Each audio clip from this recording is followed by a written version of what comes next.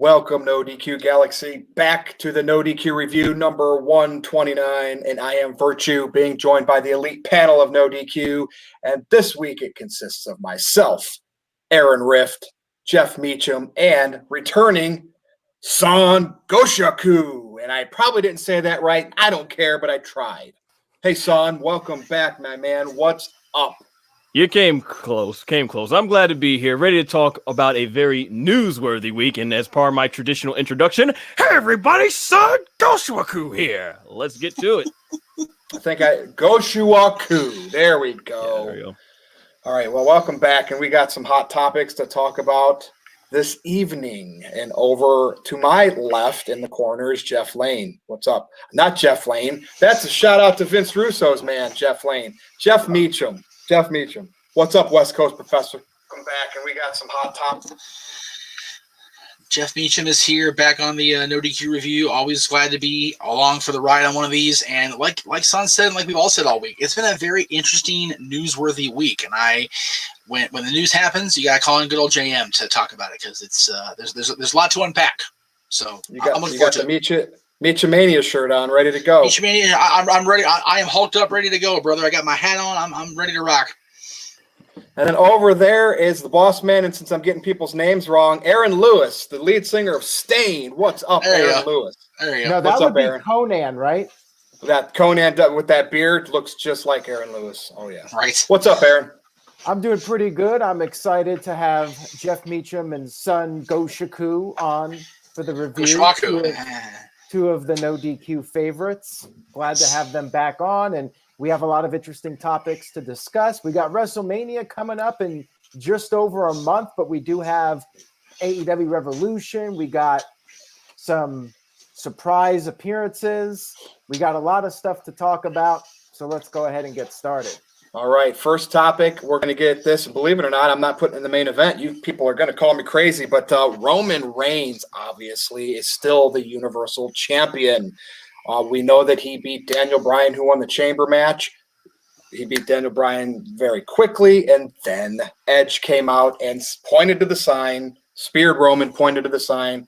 You know, there were rumors that Edge could face Drew and this and that. Ultimately, once he won the Royal Rumble, spear versus spear was in my head, because I was thinking, what would Vince McMahon be thinking? So here we are, main event of WrestleMania. And when I say main event, the match that most likely will go on last, it will be Edge, who has returned from injury last year, retirement, and he's going to face Roman Reigns, head of the table. What's everybody's thoughts here? Son, I'm going to go over to you. Roman's the man, and they're going to put Edge with him. You know, Edge worked with Randy. They want to probably keep Edge safe. Obviously, he got hurt. I don't think that was really anybody's fault, because I think he got hurt last year during that taping of the Greatest Wrestling match. So they probably had to do things over and over again. That's obviously, you know, probably going to increase the risk of an injury. Whereas if it was just a normal match live, he probably would not have got hurt. What do you think here? Is Edge and Reigns going to bring the house down on the big stage? Well, back in my Royal Rumble review, I thought that Edge was not the right person to win, just because I would personally prefer a younger or newer talent win, since Edge already had his moments 10 years ago.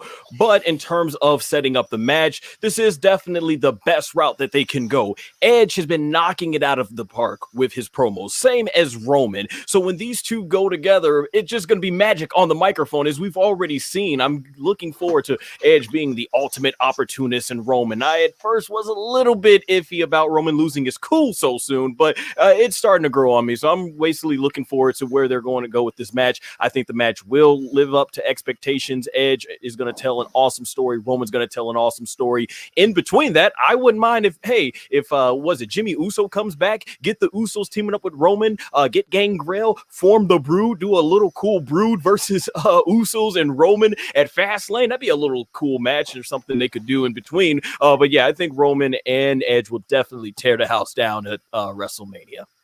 I agree. Now, Jeff Meacham, here we go. This is the main event at WrestleMania. I think it will be the showcase match because Roman is involved. We'll talk about the other title later in the main event, but what is your take here for this Mania main event? I'm looking forward to it. I do like Son's idea of bringing in the Usos and Gangrel and Christian into it. It's more likely we're going to see Christian because he is confirmed to be cleared to go against Edge and Christian against the Usos. But again, the last time we saw Big Dave, Gangrel, he was in that Hardy match shenanigans at AEW. So I don't know where he's at with the company. So do they bring him back? That'd be great. But either way, I'm fine with that. The one thing that worries me, and I'm going to play devil's advocate as far as the negative part of it. I think this is really going to showcase why the Paul Heyman pairing doesn't work. And the reason I say that is because right now you've got Edge, who is one of the masters of the microphone. He has been pretty much since he broke away from the Brood. He's been on that tear ever since. You've got Roman, who can very most seriously cover a promo, no question about it. Why does he need Paul if Paul's just going to stand there being a God worshiper? Does it really work? I don't think it does in that respect. So we may see the chink in the armor of the Reigns-Heyman partnership here. I hope I'm wrong, but I'm just calling it like I see it. I think you need to let Roman get so flustercated with Edge that he refuses to talk and Paul talks instead, or we see a complete change in the dynamic of the relationship. Either way, it's going to be a very interesting next few weeks as we head to WrestleMania.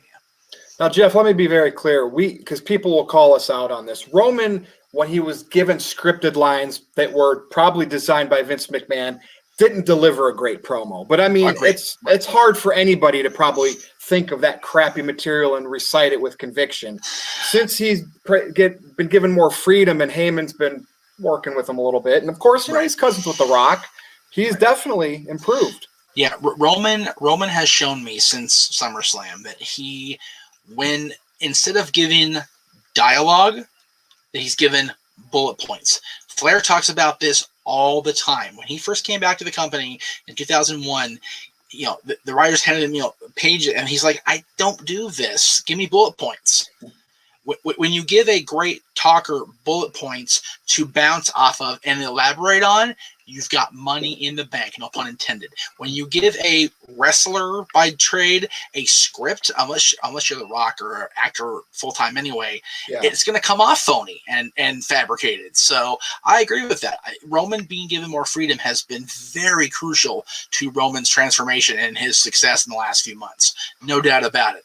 But like I said, if they're going to have Roman be the primary promo cutter and Paul's going to stand there like a freaking prop in the background with the belt up like he did with Punk, doesn't work for me.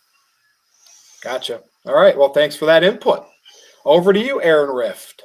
Okay, we do have a few super chats. First of all, Big G, who unfortunately could not be on tonight because he recently got his second COVID shot and he was feeling some side effects from it, had a fever. Hope you're feeling better, Big G. I think you saw or you posted something that said you were feeling better. Anyways, we hope the best for you, Big G. And as far as his comment, he sent in $35. Thank you very much for that, Big G. For a spot. Absolutely. He says, here's to a good show. No, I'm kidding, Big G. He says, Edge versus Roman Reigns will be awesome, and the promos will be on fire. Yeah. Oh, absolutely. And I think there's a lot of interesting side storylines you can do. Will Christian get involved? Will we have Jimmy Uso return and maybe have the Usos versus Edge and Christian at Fastlane, or maybe even save that after WrestleMania? I think we need to see that match at some point. I'm very intrigued by this match because I'm not sure who is going to win this one. On one hand, I think Reigns should stay dominant as champion and not lose. But on the other hand, Edge is now in the middle of this comeback story and that feel-good moment of him possibly beating Reigns and then maybe bringing back the World Heavyweight Championship, which a lot of people are talking about. So it's like you're torn. Which way should WWE go? And I don't know. And that's what makes it so intriguing to me. How are they going to have this match play out at WrestleMania? Johnny Boy sent in a $9.99 super chat, says, I would love to see Lashley versus Brock Lesnar. Could you imagine MVP and Heyman going back and forth on the mic? Yowza. Well, Johnny Boy, we'll talk more about that later on when we get to the main event, we'll talk about the WWE title part of WrestleMania and what WWE might do with that. And we also have a super chat from TJS. He sent in $3. He says, will TJS be on the WrestleMania predictions? That's up to him. I'm fine with that. That's up to you, TJS. If you want to be on, we'll have you on for predictions. I think everybody should get their video time for WrestleMania because WrestleMania. I think everybody in the crew that is still on the crew should definitely get at least a few minutes on air to say their piece of WrestleMania because it's the biggest show of the year. So, absolutely. So, yeah. Go One ahead. point I wanted to go ahead and add about this, just hearing you and Jeff particularly about and Virtue as well, bringing up how Roman's promos were when Vince McMahon was the one writing it. They've done this at WrestleMania so many times where they have the legend go against Roman, and each time, a lot of fans, myself, didn't like the way it was being featured, but this time I'm actually hyped for a legend versus Roman match at WrestleMania because it just feels so natural this time. So that's one of the fantastic things about what they've done with Roman. Yeah, and Edge, from what all we've been told, Edge was really on this path last year. He just got hurt against Randy very quickly, so they couldn't execute the other few months of the plan. Edge being the champion, and like Big G said, if they bring the big old belt back, I'm gonna freaking pop for real. So, but if Edge is champion, either way, Universal or World Heavyweight, whatever, Edge is not really due because you never do anything, but I think Edge being champion at least one more time would be so awesome for Edge and for his fans. It'd be so great to see that happen for him. Well said, everybody. Moving on. It's been a while since I've seen Fast Times at Ridgemont High with Sean Penn, and I watched it last night, and without a shadow of a doubt, even if they don't know it, Vince McMahon is Mr. Hand, and Matt Riddle is Jeff Spicoli, right? And I'll give some props to Vince Russo because a month or two ago, he referenced that kind of. So I just want everybody's take here. Matt Riddle's now the United States champion. Obviously, Keith Lee was pulled from that match, for whatever reasons. Bobby Lashley's probably going to be in the main event scene here. So it kind of makes sense, I guess, looking at it. It wasn't going to be John Morrison. But is Matt Riddle a Vince McMahon project? And why I say that is that humor in 1982 was cool when Sean Penn was portraying it. When Matt Riddle's doing it, it does come across as very cringy. I know, people complain about the bare feet and he's talking about legends like, hey, I can take Goldberg, I can take Lesnar. So it seems like he's become quite off-putting recently since he's been on the main roster. I wish Robbie Vice was on this video to discuss this, but we can do that at a later time. So, Jeff, I'm going to go over to you. Will we ever get the Goldberg match? I think that's more likely than a Lesnar match. And if we did, what would be the payoff there? So your thoughts in general, Matt Riddle push. Is he going to be no bigger than he is now? Or will he get to Goldberg? Well, I talked about this, I think, even on Talk Wrestling. I may have brought it up, or maybe even after Riddle became champion. The payoff for me, if we do get Goldberg, and it's going to sound really weird coming from me, is for Goldberg to spear the kid out of his boots and take the U.S. title. I only say that because I'm not a fan of Riddle. I'm not a fan of the shtick. I'm not a fan of the gimmick. I think he's trying too hard to out RVD. And I said that from the beginning when they first brought him up and he had the dude in the hall. It's like, okay, all right, Matt, we get it. You're a stoner. Thanks. It's too much trying. Like he's trying too hard. If they would just let him be an MMA fighter that crossed over, I might be okay with it. But he's not, so I'm not. I've said this many times. He is one of the two people I wouldn't necessarily root against Bill if they fought, because the kid needs to definitely get his head speared off a couple times to get some respect beat into him, because he doesn't respect the people that came before him. This whole feud with McIntyre that Goldberg had, Riddle would have been perfect in that role, because Riddle does not respect those guys. He does not at all. Drew does. So I thought the whole thing with Goldberg was really stupid. But again, I'm not booking the territory. So there's that. So the payoff for me would be Goldberg spearing the kid out of his lack of boots. That's what I would like to see. As far as the overall presentation, the only thing that works for me now, because Keith Lee got pulled for reasons unknown, I want Keith Lee to step into him at WrestleMania and beat him straight up, and I want Keith Lee to be the U.S. champion. because Keith Lee has proven he is worthy of a main event or even an upper mid-card spot. He has busted his ass. He's done the work. And just because Vince got I don't care anymore, that's bullshit that they have to deal with that. That's terrible he's doing that. So, and I love you saying that, Jeff, because like part of me being a wrestling fan, the passion, I like when I'm drawn to people that other people want to see lose or booked into mid-card obscurity. And Matt Riddle is getting that now. I'm hearing it from like you to not the same degree as Robbie Vice, but like you just put it, Robbie Vice, I don't even care about him. That's the card he's playing now. And it makes me want to see Riddle, as cringy as it is. So it's like, because I love when Vince McMahon pushes people against the grain of the fans. Roman Reigns. I love it. Aaron, I'm going to go over to you now. What's your thoughts on Matt Riddle? Because I'm starting to get more of a kick out of him every week for those reasons. I liked what Riddle was doing in NXT, and he had a bit of that comedic side to him. Right. And it wasn't overdone in NXT. They would do it every once in a while. I remember the whole, if Bobby Fish, how much fish could a fish Bobby fry, Fish, right. Yeah, I'm not gonna try to say it here.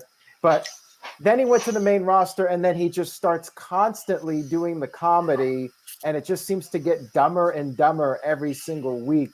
And Virtue, I was thinking of that movie when Riddle started doing all the comedy. That's the first thing I thought of with Sean Penn, and that seems like a Vince McMahon thing to do, to be like 40 years behind the times, and maybe just it's like he just recently saw that movie. Oh, this is a great gimmick. Yeah, exactly. And I think if it's okay for him to be funny and have layers, I get that, but I think you need to tone it down a little bit, and he's doing a bit much with it. Now, I would love to see that match with Goldberg. Sign me up for it. If they do that match, I'm definitely invested in it, just because I'm curious to see what Riddle could do with Goldberg, and maybe they could actually have like a 10, 15-minute match and maybe do some submission holds, and maybe Riddle could actually show everybody that Goldberg can work longer than 3 minutes and do more than 3 moves. I think it would be awesome. I think that they would surprise a lot of people, but the question is, will Goldberg go for it? Will Vince be willing to use up one of Goldberg's dates on Riddle? That remains to be seen, but I'm definitely up for it. I would like to see it. All right. Son, I'm interested to hear your thoughts here, because you're not on all the time, and take it away. All right, so when it comes to Riddle, if we look at how he was booked during Fastlane, certainly we see Vince is not as high on him when it comes to Bobby Lashley, but not exactly so low that he's not going to have him take the pinfall as John Morrison did. So he seems to be right there in the middle, and whether he goes high or not, we're going to see. When it comes to Matt Riddle, I think from an in-ring standpoint, I think his matches are exciting. I really enjoyed the match between him and John Morrison. Often I have Raw on the background. That was actually a match that I sit and looked at on the TV. I thought it was really good. But when it comes to the character and what he does when it comes to the backstage segments, the way they booked his characters, it's something that honestly I'm just not a fan of. And it's something that honestly I don't think the casual fans would really get into. I think a lot of casual fans would look at him like, okay, what's the big deal about this guy and everything? Or they might just think it's flat out stupid the way he's acting. Fans who used to watch wrestling and they come back and they see this they're probably going to be like, this is what wrestling is now. So I don't think they're doing any favors with the way they're booking his characters. Just doesn't seem like something to me that is going to make everybody go like, oh, I need to start watching Monday Night Raw every week. So I think what they're doing with him in ring, great stuff, great matches, but let's do something different with the character. I don't remember him, to me personally, being that big bad of a just the way they presented his character in NXT being that bad, other than the Bobby Fish the tongue twister he was trying to do. That was the only thing that I never really cared too much about. So like Jeff was saying, just present him as an MMA fighter turned wrestler. They could have done so much with him and Bobby Lashley given their MMA experience. Instead, they just used him as something for Bobby Lashley to squash. So yeah, great. I like what he does in the ring. I just wish they present his character better. Part of me thinks that Vince has got his weird methods here. And I'm not comparing this directly because it's completely different, but I want you to see the similarities. Cena was the thug rap gimmick, which was cool. The bro gimmick, I see people's like discrepancies with it. Is Vince thinking, oh, we're going to do this with Riddle because I know when it's time to turn him serious, there it is, like we did John Cena. You know what I mean? I just wonder if that goes through their heads when they talk about how some of these wrestlers act in front of the camera, like doing this silly stuff to make it look better later on. I don't know. Yeah. Aaron, you got some super chats? Yeah, and I just wanted to add, it's also a match that could be for the U.S. title since Riddle's now the champion. And remember, that was the first championship that Goldberg held. So why not play up on that? And Riddle can say, hey, why not try to win back this championship that was a big part of your career, Jeff? You're on mute. You're on mute, my friend. Oh, that was funny, though. We should have guessed what he was saying. Right, yeah, right.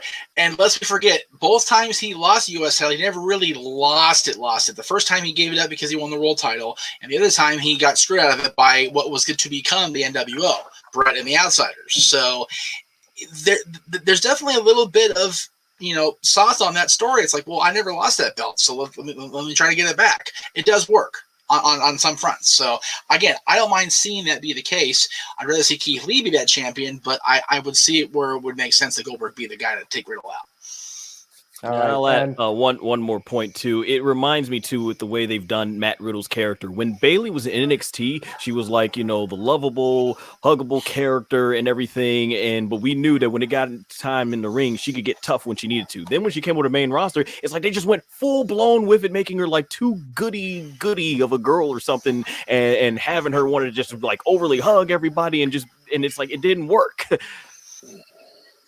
And that's the effect of NXT to main roster when Vince McMahon gets his talons on him. I mean, that's what we see.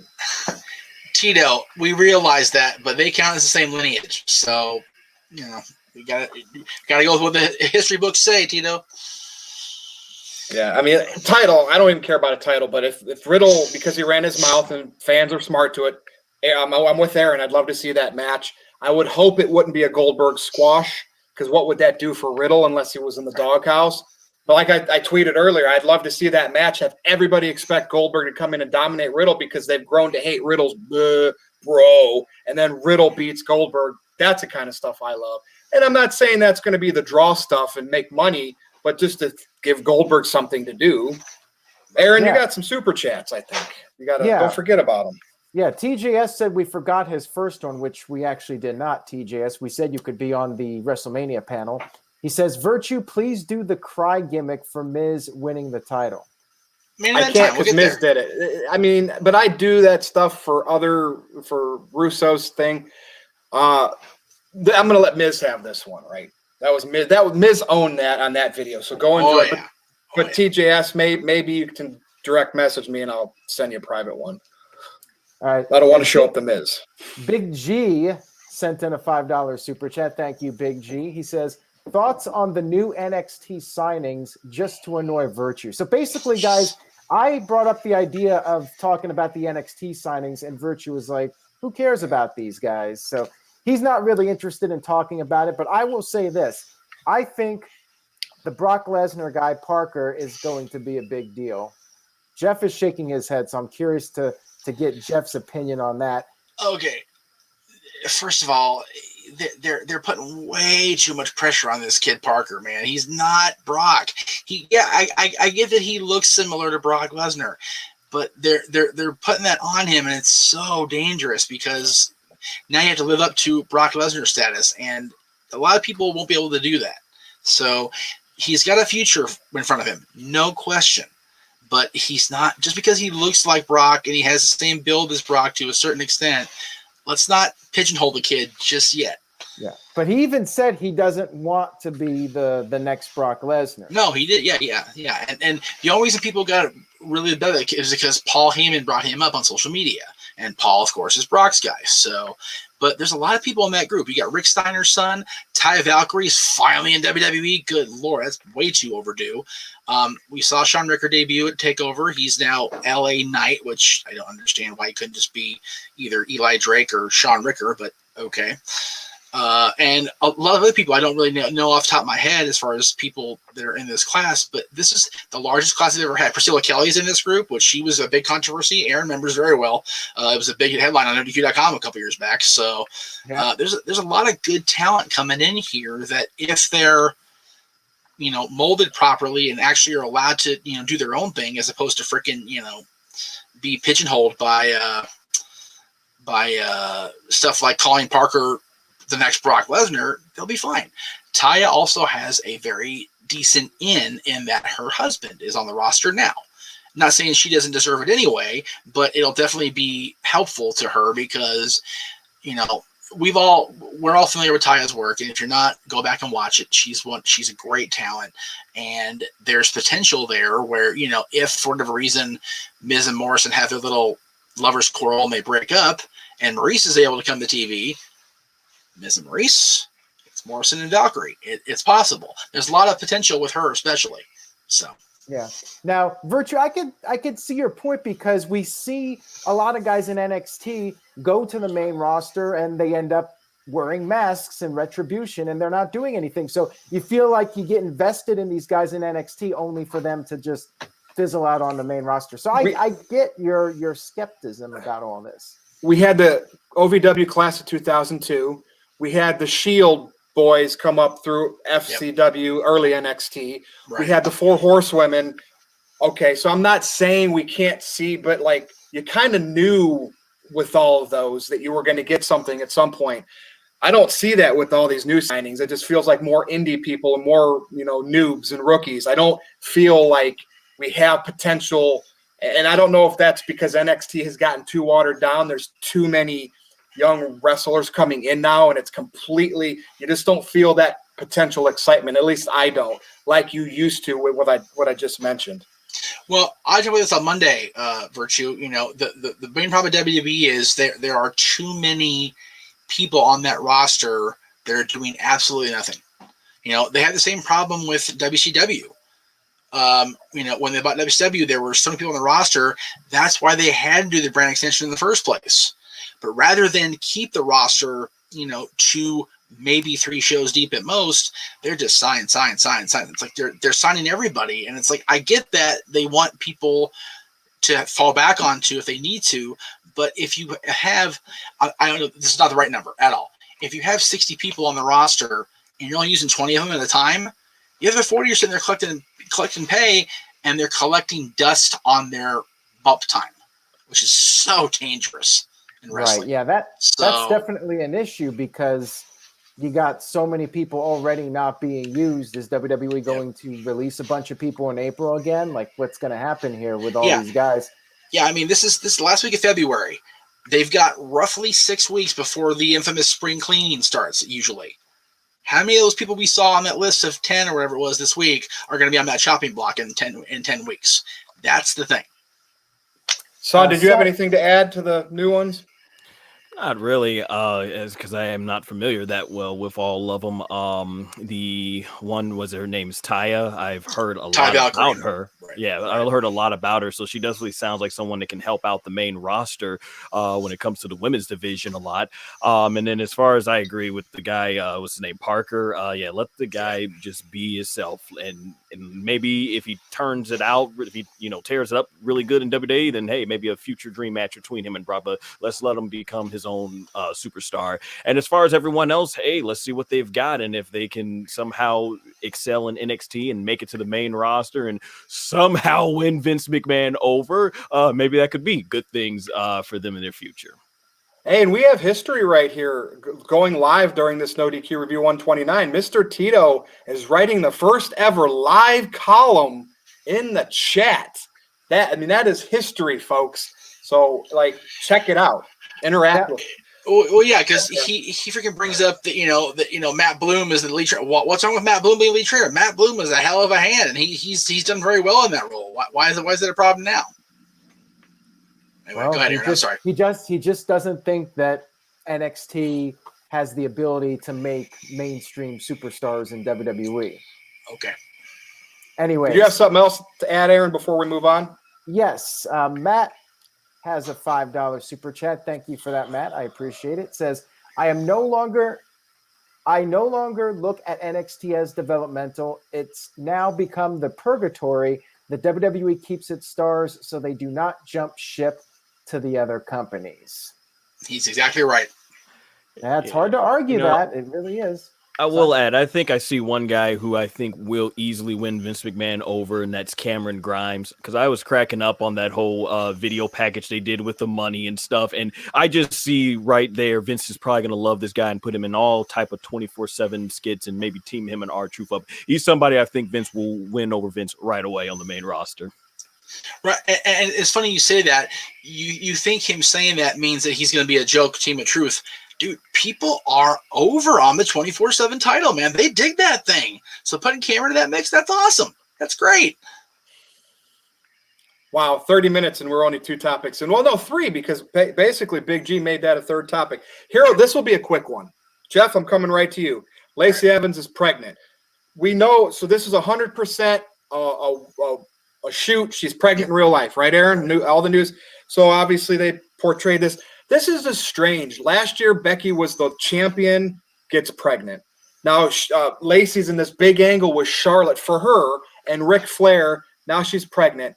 And look, the business that you're in, I'm not saying you can't have kids and stuff, but Trish Stratus retired, had kids. Beth Phoenix retired, had kids. You know, they did it the right way. Now you got wrestlers just doing it mid-angle, mid-storyline. That's kind of I don't care. You call me a sexist or whatever. That's a big FU to the company, I think. Just because I'm not saying you can't go off and have a family. No, you absolutely can. But like to do it in the mid, I know things happen sometimes, but I don't remember female wrestlers getting pregnant like at this rate now, it seems like, while they're still working big angles like the last year. Jeff, am I completely sexist pig wrong here? Nope. I said this to my dad in the other room either last week before about this thing. Without trying to sound disrespectful to choices in life, because you want a family, you want that.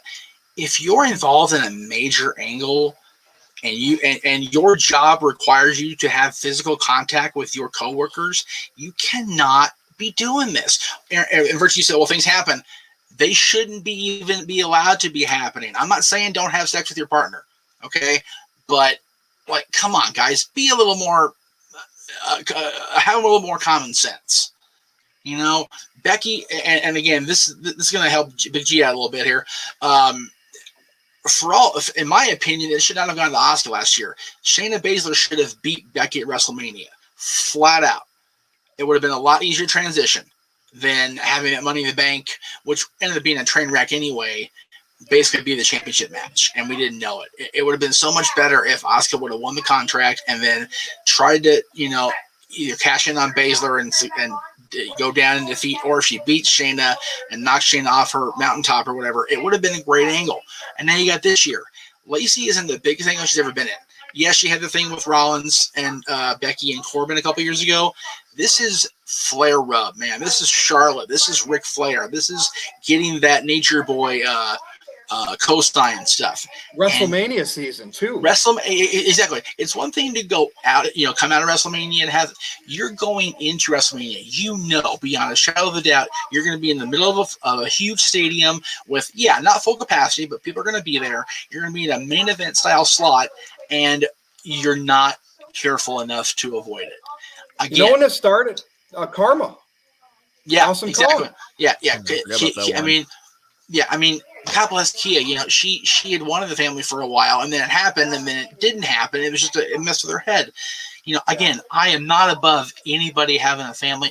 Dude, having kids is one of the best things ever. I love my son. But if I'm a female wrestler and I know that 95% of my income comes on me taking bumps, I can't do that. So that's just, again, this is going to sound like I'm being sexist or callous. It's damned irresponsible is what it is. But we're not, because we pointed out Trish waited till she was retired. Right. Beth Phoenix waited till she was retired. Like, you know what I mean? Exactly. To Trish's credit, she only stepped away because her mom got sick. It's as simple as that. If Trish's mom doesn't get sick, she goes in a few years and she still doesn't have the kids. But since she was off anyway, she's like, well, I'm retired anyway. Let's go ahead. And you know what? She's had 2 beautiful children, and she's come back to work part-time. So there you go. Thank you for your input. Now, Son, anything to add to this? Make us look better here. The timing, the timing of this is very crazy because Lacey was about to possibly this past Sunday go over Asuka of all people for the women's championship, go into WrestleMania in a big featured match against Charlotte. This is the biggest push you could possibly ask if you're a woman in the WWE right now. And then, she got pregnant. But hey, congratulations to her husband, and hey, her daughter is going to have a sibling. So, congrats to the family. But, there's a time and place for everything. And I remember watching the first season of Total Divas, and Trinity on that episode, who plays Naomi in WWE, she was stressing just about how much the women go through to make sure that they don't get pregnant while they're in their careers. So when you hear this type of stuff, I don't know what's going on, nor is it any of my business, but man, the timing of it is really crazy. I don't know if it was a mistake, a mishap, or they just weren't taking care of it. I remember Ronda Rousey, she finished her WrestleMania commitment, then we heard she went off to try and have a baby and everything. So I don't know, the timing of it is crazy. And Asuka, it's like the championship is drawn to her now because her opponents keep getting pregnant, and it's like, well, conspiracy alert, son. It's interesting. They know a little ahead of time before they start doing the programs on TV. Maybe in Lacey's head, like, I don't want to do this. This is just not right. I'm a happily married woman. I don't want to do this angle with Rick. And then she got pregnant to get out of it without too much controversy. I love thinking about those type of things. I'm not saying that's remotely close to what happened, but, to get out of the angle with Rick. I will say this in terms of this, like I said, I don't know what happened here with Lacey getting pregnant and everything, but at least this storyline is dropped. I'm often very critical of WWE just dropping storylines without a blow off, like with Mandy and Otis. But in this case, I'm okay. I have a few exceptions, like Bray Wyatt being Sister Abigail. They just dropped and forgot about it. And if they drop this and forget about the storyline, I'm okay with that. That's all I got to say. I'm going to pass it over to you. Thanks, son. I'm going to pass it over to you, Aaron. Hey, this Patrick Beckford in the chat who doesn't want us to talk about this. And the toast to shut up. There you go. GS got your wish. There you go. Aaron, do me a favor. Put up the super chat from Thomas Farmer for me. I'm not even sure what this is about. Thomas said, yet when Jim Cornette complains about getting pregnant, he gets bashed for it. Jim Cornette said he was pregnant? No. Cornette was ragging about the pregnancies in WWE now with Lacey and everybody. Here's the it shouldn't be four guys talking about this. You're absolutely right. But here's the thing. If a wrestler who is, let's say right now, Drew McIntyre is the WWE champion, even though he's not. Let's say he goes out there right now onto a celebrity basketball game and breaks his leg and can't be champion anymore. Are we supposed to be okay with him having to drop the championship because of outside activity? No, as fans, we're supposed to be pissed off about that. Mm-hmm. So she's having to drop the match, drop the storyline because of outside activity. I know it's different, people. I'm not that stupid. I'm going to be 38 years old. I know the difference between freaking pregnancy and a basketball game. It's the same thing in terms of what they do for a living. You can't expect a wrestler to wrestle for a living if they have a broken leg or a broken arm or a compromised uterus. It all works the same way. If it doesn't work for wrestling, it doesn't work. So we're not talking about it because we're guys and she's a woman. We're talking about it as a contract talent violating from the business side of it. Yes. Yeah. Or from business side, you're basically taking yourself out of the business side and all of these things invested into you until now by choosing to engage in outside activities against your against what your vocation will allow you to do. And it's not a job like if you get pregnant and you work in an office, you can still work most of that time you're pregnant and then take your maternity leave. It's almost you're out instantly. So, yeah, it's a different beast, and I think they should treat it differently. But congratulations, Lacey Evans. I mean, still, I'm not knocking that you're going to be a mother again. All right, Aaron, you got some super chats, and we'll close this topic up. And I have really nothing to add to it. I get what you're saying, Jeff. I think for me, I'm not going to judge what she's done getting pregnant while on the job. Who knows what's going on behind the scenes? We don't know. So I'm not gonna speculate about it or That's the fun of talking about wrestling, is speculating. Right. And I'm not judging her as Lacey. I'm basically saying she made a decision to engage in activity that could compromise her vocation. Well, maybe it was an accident. And I'm sure she's far from the only person that's had accidents. I realize that. People on the roster are having sex on a regular basis, and accidents happen. We didn't get many pregnancies in the past, so I mean, you can kind of say, why didn't we get this? Yeah. Well, I mean, it's what happened in the 90s, the 2000s. I don't think she would be like, oh, you know what? I'm getting the biggest push in my career right now. I'm going to go get pregnant. I don't think that was her thought process. But wouldn't it make more sense to get pregnant after you're making more money?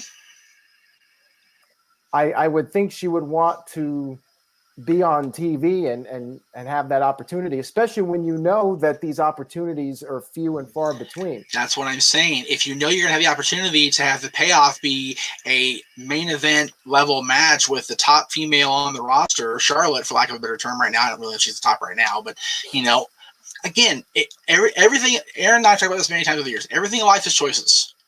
Lacey made a choice, and I'm happy for her that she's going to have another child. That's great. But she completely nosedived the storyline. Well, so we're going to wrap that part up right there. Get us a favor.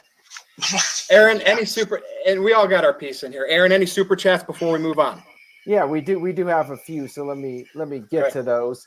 I mentioned the Thomas one. Right. And we're going to move on now. TJS sent in a $5 super chat. Thank you, TJS. Says, what are your thoughts on Finn Balor's second NXT run?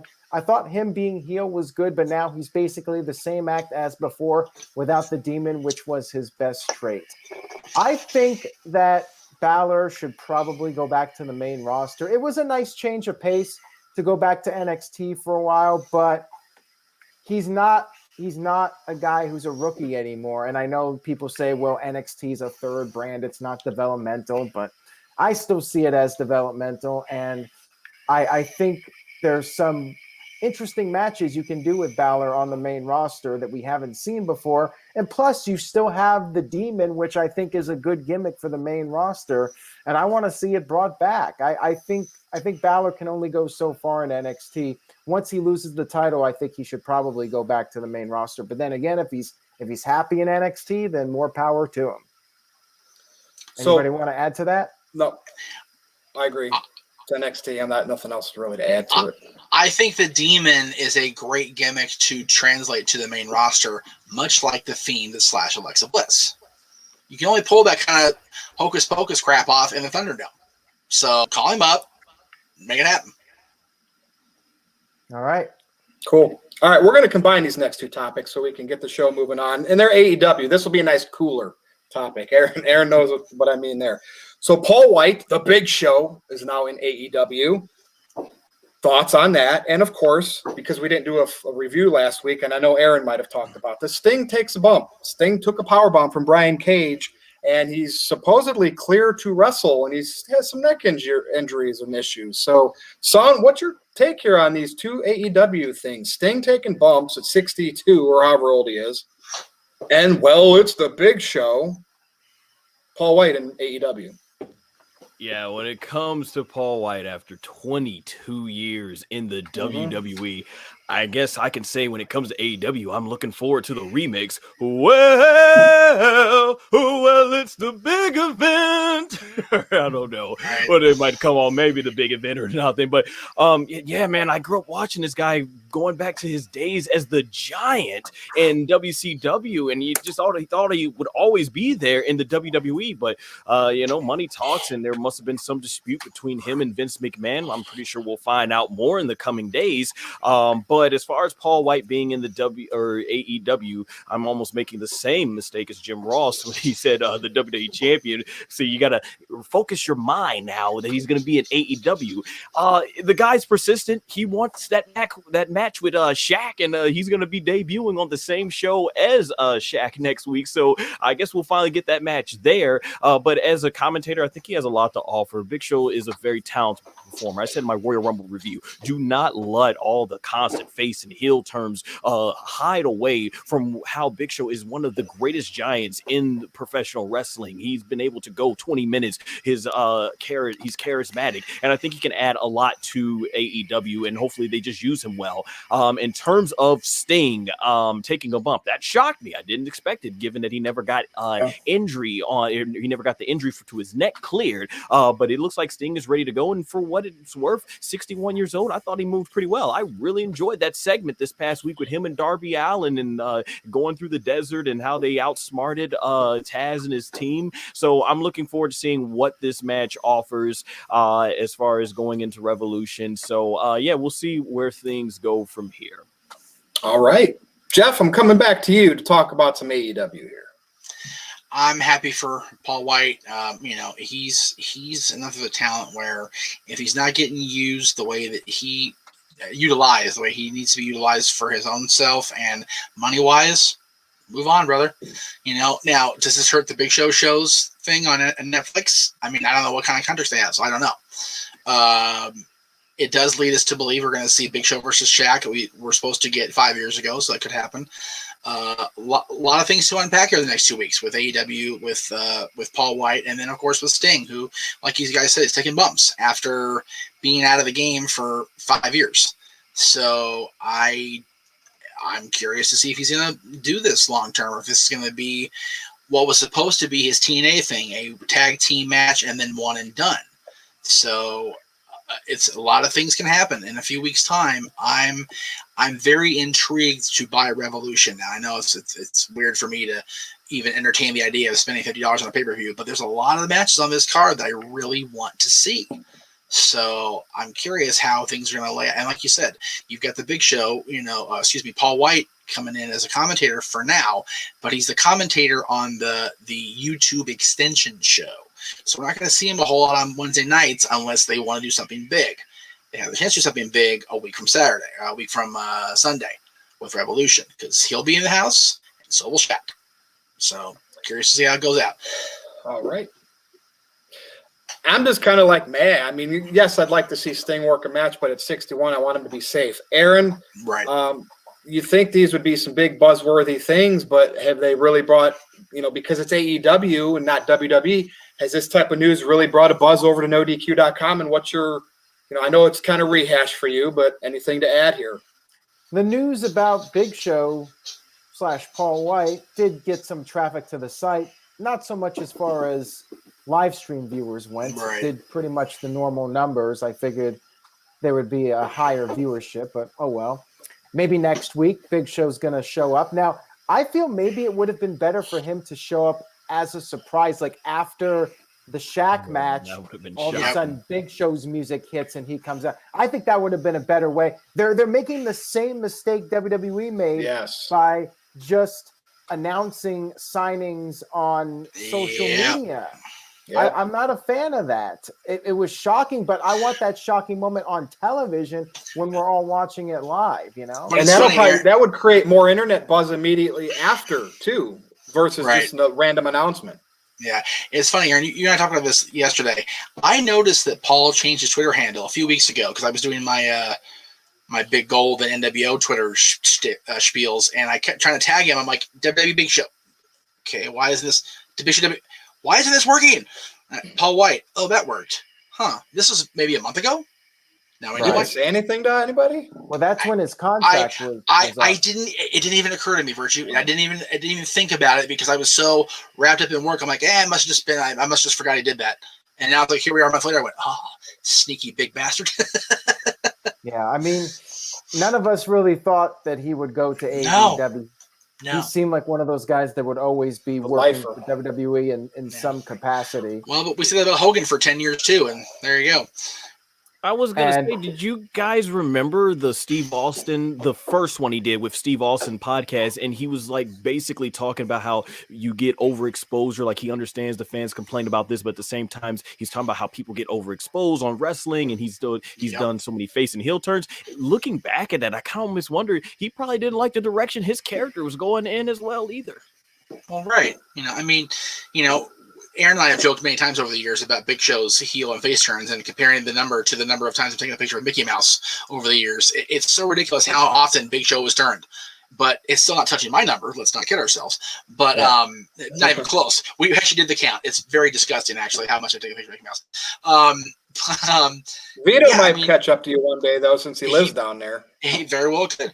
But they've gone back so many times with Paul. It's like, I like to see Paul stay consistent doing something, whether it's a color commentator, whether it's a full-blown, I'm a bad guy all the time, something.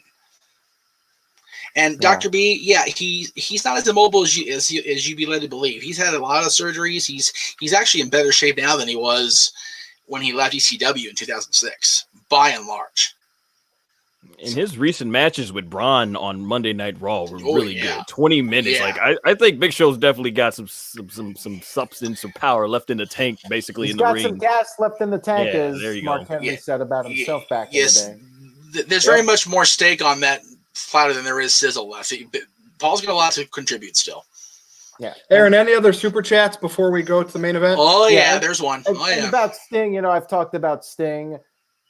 It's whatever he wants to do with his body. If AEW wants to take the risk, that's on them. I just hope he doesn't get seriously hurt. I'm legitimately concerned for his well-being. But Tony Khan is saying he's been medically cleared. I mean, you're 61 years old. I don't care how great of shape you're in. Mother Nature is going to catch up with you, and I just hope he knows what he's doing and they're safe and they don't end up regretting this decision. I mean, imagine if he got seriously hurt at one of these pay-per-views. Like, that would be terrible for AEW if that happened. Like, that would just be a huge black eye on the company if Sting got hurt. So, sometimes if you play with fire, eventually you get burned. I just hope they know what they're doing and they're careful. Father Time and the Nature are the worst opponents in the ring, man. But they are creeping up on him, on Taker, which is why he retired. There's a lot can happen when you have Mother Nature and Father Time to battle against, man. It's a scary situation. All right, so let's get to that super chat. This is going back to the whole Lacey thing. I'm just going to read it. We really don't need to comment on it. Oh, man. I'm done with commenting. Who's got this gimmick? Maybe he actually is a father. Who knows? He says he unfollowed me on Twitter. I don't give a crap about him. Whatever about Lacey getting pregnant, at least she's married, unlike Becky, who had a child out of wedlock. Disgraceful. Well, color me disgraceful. Move right along then, Aaron. There you go. No comment. Thanks for the donation. Thank you for the 5. Appreciate it. All right, let's move on here. Main event time. Guess who's back in the main event, even if it's temporary? The Miz. Cashed in the Money in the Bank at the Elimination Chamber after Bobby Lashley, who now seems to maybe be inserted into the main event picture, attacked Drew McIntyre after Drew retained, and then the Miz cashed in. And next week on Raw, it's going to be the Miz versus Bobby Lashley. So what's everybody's take here for WrestleMania for the WWE title picture? Right now we have the Miz, who probably is just a placeholder. We got Bobby Lashley and Drew McIntyre is the main pieces. Please don't even think about the Miz defending against Bad Bunny for the WWE title. That's obviously not going to happen. But, I mean, God, he's selling merchandise, so you never know. Man, Jesus. Miz, Lashley, McIntyre, where are we going here? Son. All right, I'm up first. I don't know who's going. Okay. Unfortunately, we will probably be seeing that match. I think at least on Monday Night Raw, the WWE is going to want that publicity just to at least hype up as the main event of Raw. Bad Bunny, The Miz for the championship. Don't do it at WrestleMania, but I know they're probably going to do that on Raw. How could they not? They're going to want that publicity. But that being said, man, it is a fantastic time in terms of just seeing Ruthless Aggression era, those mid-Ruthless Aggression era to early PG era superstars finally getting the world titles, like from Drew McIntyre, Kofi Kingston, possibly Bobby Lashley now. It's really cool. In terms of the Miz, think about it. If you stop watching from the post-Raw edition of the 2011 Elimination Chamber and then picked up right from Raw this week, it's like Miz never lost a title. He had this 10-year dominant reign. It's like Ned Flanders. You think nothing at all happened. I am glad to see the Miz back as champion, at least even if it's for a short time. time.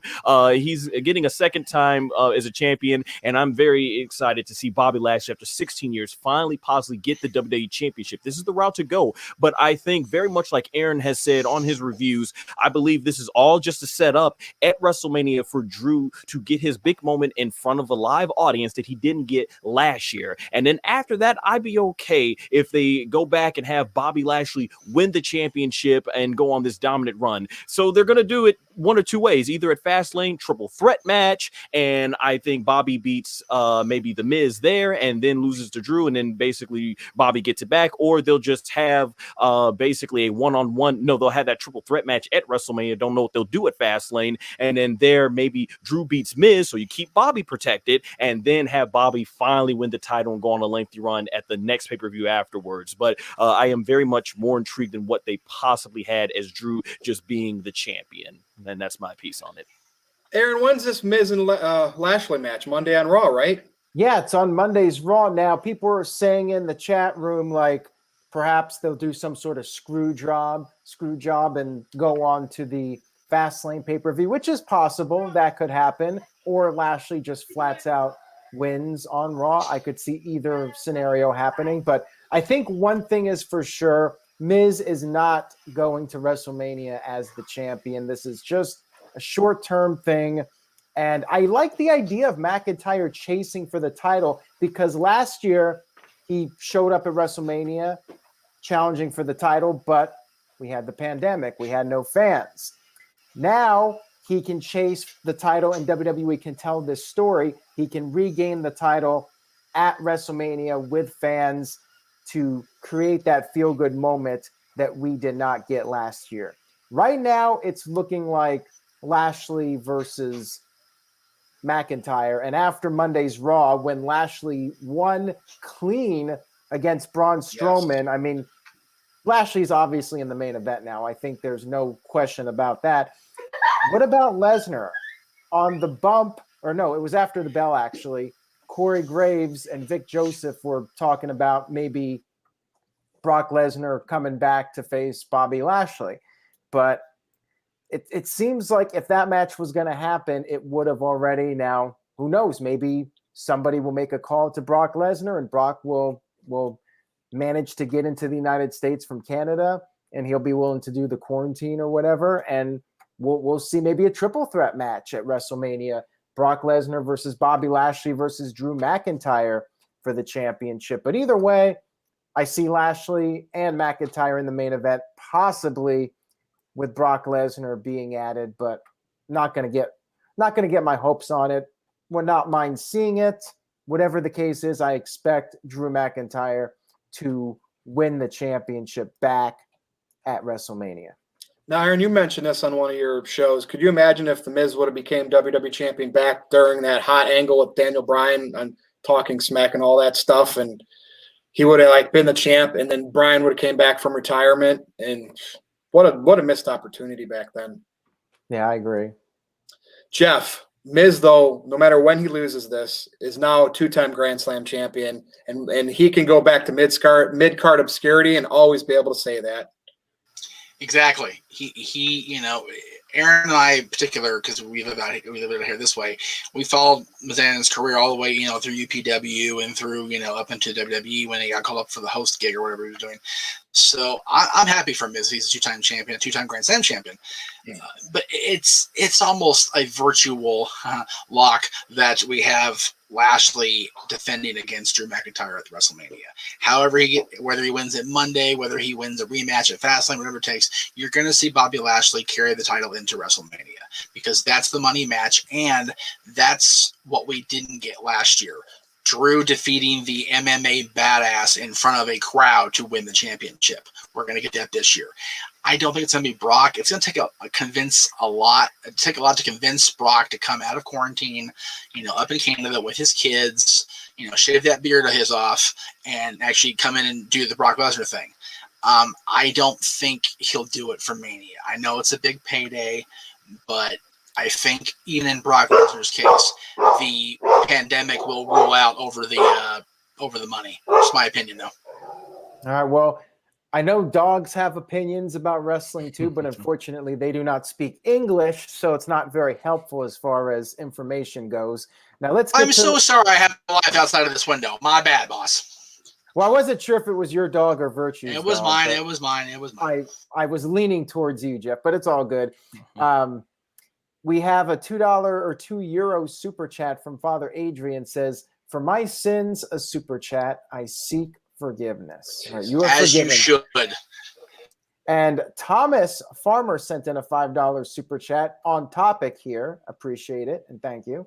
Says, "Drew McIntyre will interfere to cost Lashley the belt. It will be a triple threat match at Fastlane. Miz, Lashley, and Drew." You could be right there because of what Lashley did. Drew McIntyre might say, "Well, screw it. I'm going to cause you to lose the match." Now, hopefully it's just like a DQ or something. Lashley should not be pinned by the Miz, even with interference from McIntyre. That would be a huge mistake. But if they do like a DQ or something, I'm okay with that. And then they set up a triple threat for Fastlane. I mean, makes sense to me. You got to have something at Fastlane to keep the storyline going until WrestleMania. So yeah, it works. Good for Bobby Lashley. He looks like a top champion. What a top champion should look like, though. And yeah, he had that little ECW thing, and of course, he was, against Umaga in a big spot at WrestleMania. But looking back on that, not a very great moment. Now, good for Bobby Lashley. Great for Bobby Lashley. So with that said, we know what time this is. We're going to go around and do our plugs, and we'll see if anybody lingers on with super chats and annoys me. But with that said, son, it's been great to have you back, and obviously we got to get you on more. So what's your final thoughts here and plugs? Before he goes, real quick, Josh Mansfield sent in a $2 super chat. He's still on the topic here. Bobby Lashley versus Drew McIntyre versus Brock Lesnar or Keith Lee at WrestleMania. Yeah, you could add Keith Lee to the mix. I'd be okay with that. Lot to unpack in that one match, though. If you do all four of them, that's a lot of that's two matches rolled into one. It's a waste of a payday. You cut off really bad there, Jeff. You want to repeat that one more time? I said that's a waste of a second match being there to pad the card. I say have those be separate. Okay, gotcha. All right, let's go ahead and get to the plugs from Sun.